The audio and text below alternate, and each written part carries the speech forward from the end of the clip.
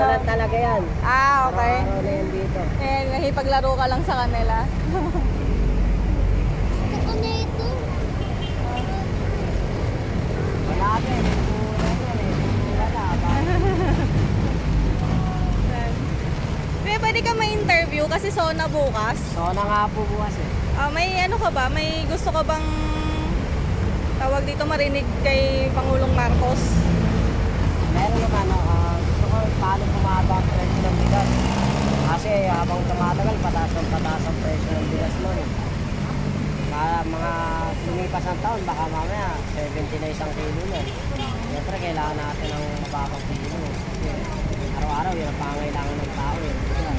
Kahit ulam, okay lang kasi matali lang. Pwede itlog-itlog. Oo. Saka